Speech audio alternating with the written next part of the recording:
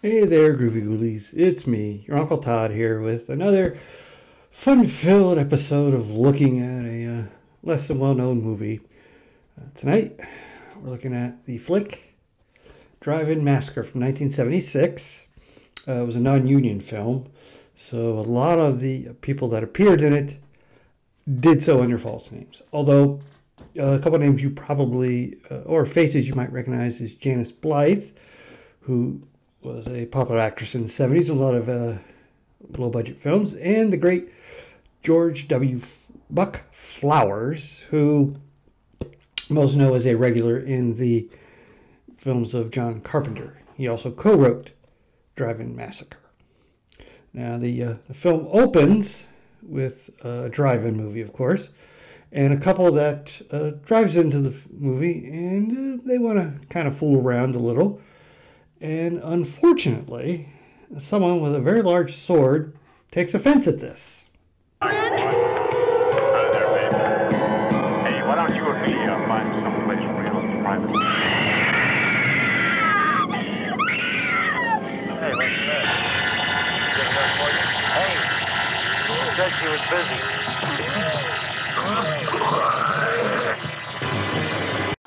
Ugh, that was pretty nasty. Wasn't it, Sonny? Well, after this, we are introduced to our two detectives, who kind of look like what you would think real policemen would look like. Middle-aged, a little overweight, extremely tired, working because they work long hours, and they've seen it all. We're also introduced to our first suspect, the drive-in manager, Mr. Johnson. And boy, is he a peach of a person. We'd like to talk to you about those homicides that occurred last night. Maybe you can help us. Maybe you saw something.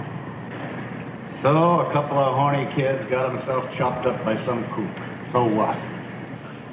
Besides, who really gives a damn, huh? And next, we meet suspect number 2. He's the all-around handyman of the place, Jeremy. I found him. After everybody went home, I saw this car, and I went over there, and there they were. He had his head cut off. Had you ever seen the victims before? Probably. I probably see everybody who's ever been here. But they weren't troublemakers. What kind of troublemakers come around here? The kind that try to sneak in. But I chase them with my flashlight. The officers learn from Jeremy that there's a guy that likes to come into the drive-in and move his car around to different cars and slots so that he can spy on the couples making out. That night, another murder.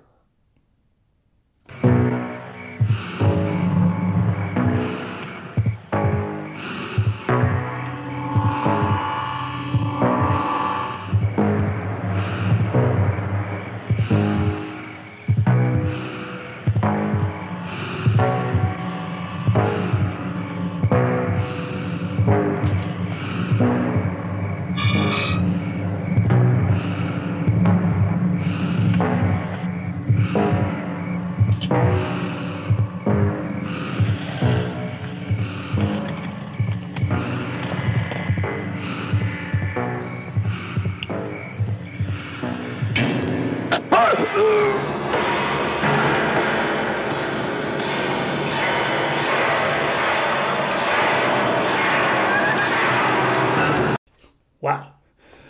Looks like Friday the 13th Part 2 wasn't the only film to rip off Mario Bava's A Bay of Blood.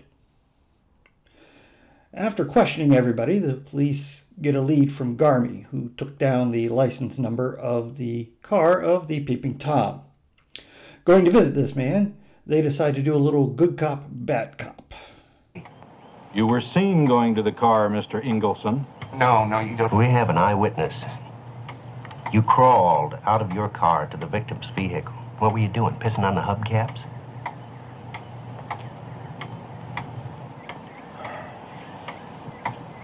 Oh, look, There were 2 bodies in that car. Well, not when I was there. Not when you were there.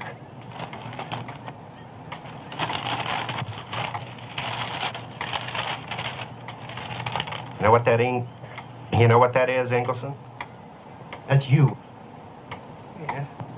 That's your rap sheet, Ingleson. Please, just leave me alone. How'd you work up nerve enough to do it? Huh? I didn't do anything. How'd you ram a sword through two people? That's a lie. Hey, no. I didn't kill anybody. Look, I couldn't do that. I just wanted to beat my meat. We're not going to get anything out of him. This way. Cool it, okay? Think he's soft enough for you to work with now? Mr. Eagleson, have you got any knives or any swords in this house? Then you won't mind if my partner has a look around. Not finding anything in the house, they are on the verge of letting him go, but they wanted to search his car first, which he agrees to because he's got nothing to hide, right? Unfortunately, they find some blood. You really ought to take a...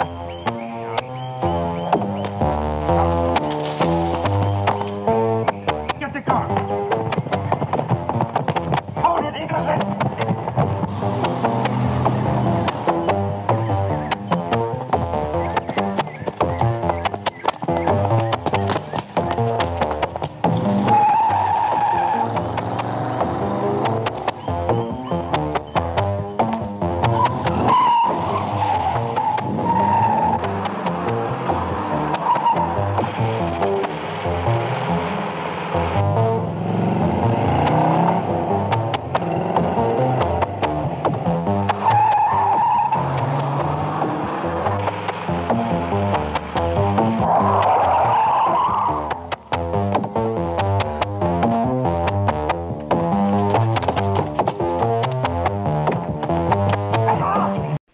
That was a pretty good chase there.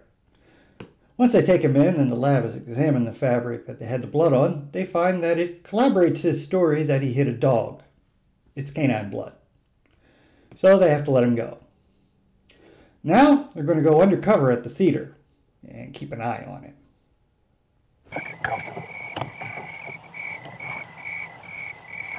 I hope he settles soon. I gotta pee. Well, you look just gorgeous, sweetie. You sound just like a horny husband. It's an old joke, but I still like it. Anyway, we're next introduced to a couple at the drive-in that have different ideas of what they're there for. She wants to watch the movie, and he's got something else on his mind. And this leads to them doing what you never should do in a horror film.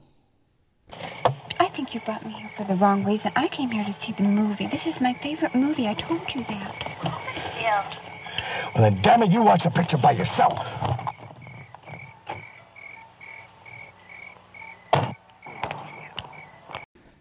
Can you guess what he finds when he gets back?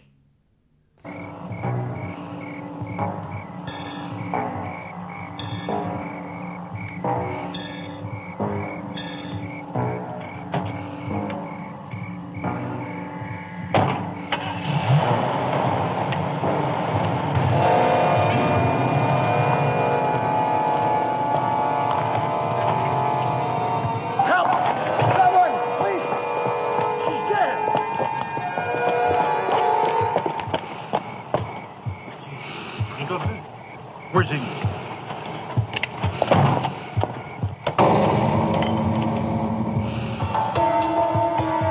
All the rotten luck. Their main suspect is now dead, victim of the same murderer. So it's back to square one, Johnson and Jeremy. Now through all this, we have learned that both were sword swallowers in the carnival that used to sit on the land where the drive-in theater is now, and that the owner is in Hawaii, and he has an extensive sword collection. Now Jeremy is about to spill something to the cops when Johnson cuts him off. He fires Jeremy. And unbeknownst to our detectives, it leads to a startling revelation for the audience. Jeremy, wait! Arlene, Jeremy, don't go in there. He doesn't want to see you. he's got to. Oh, no, he's really mad. He fired me. But I want to show him that I'm not mad. I've got a going-away present for him in here. Jimmy, he said he'd kill you if he saw you again. He can't kill me. But he hates you. He hates me because I've got Mr. Van Heusen's knife and sword collection. And I'm going to keep it. Austin's been hiding it. But I'll show him. Jimmy, don't you understand? He came in here madder than hell tonight. He bawled all of us out and told us if we saw you to tell you to leave. He owes me money. I've got to get that. Please, Jeremy. I want my money. And give him his present.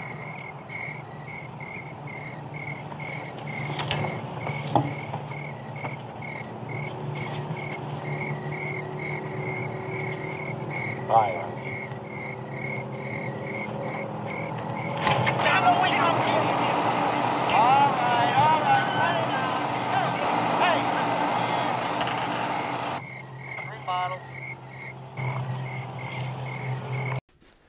Meanwhile, the detectives get a hot tip about a man with a machete chasing a girl in a local warehouse. Our intrepid heroes rush over, and this leads to one of the most arty and suspenseful moments of the entire film.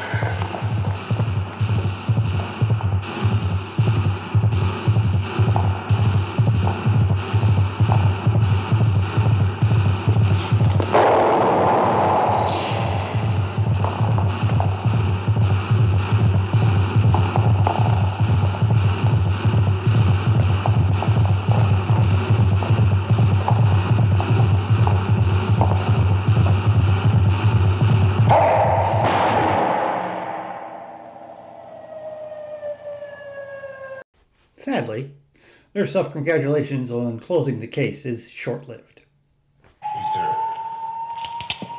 you have to kill him? Yes, we did, honey. He's killed a lot of people. He didn't mean to. He's my father. He didn't mean to kill my mother and my aunt. He's been sick. He broke out of the hospital just this morning. Now, back to square one again. So, no alternatives. They turn their attention once more to Johnson, only to find out he's not really the one either, and it's in a most unique way. Oh, my God. Oh, holy shit.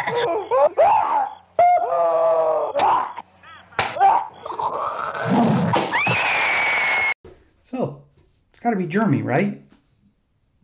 Nope, not even close. Where'd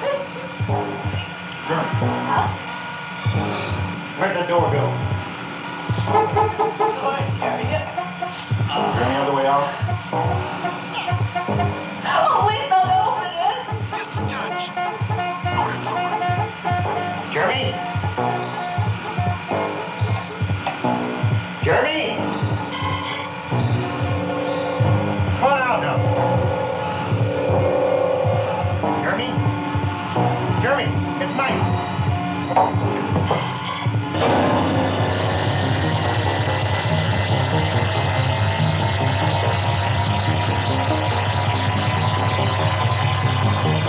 And then we're treated to this explanation.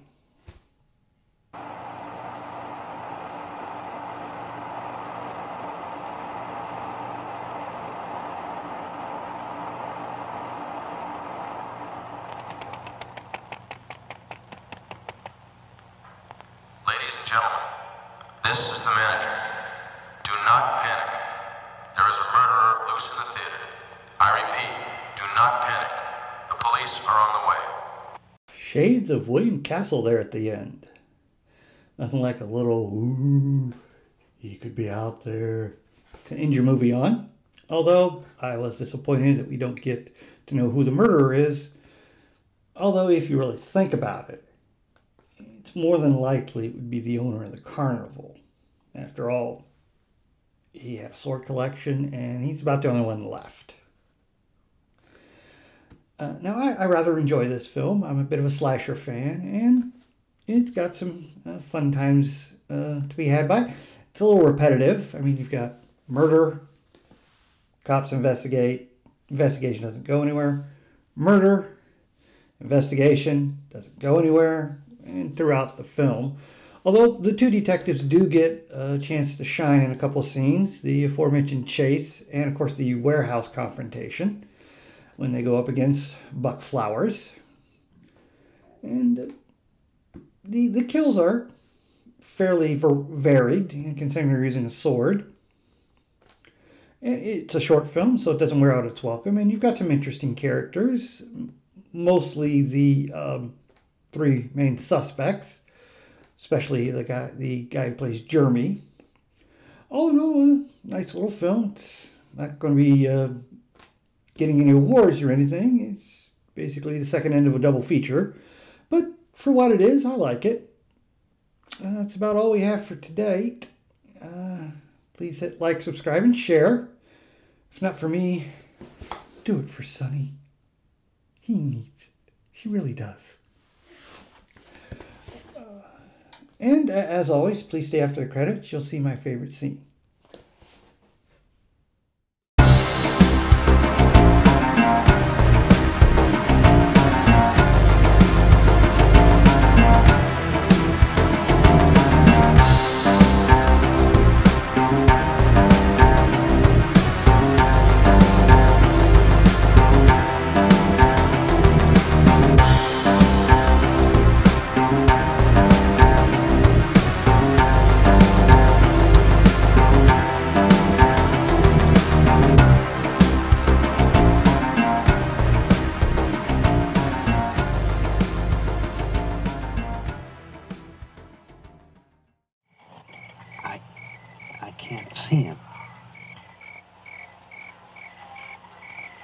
There he is. He's looking this way. Kiss me, you fool. Oh, get away from me, you idiot.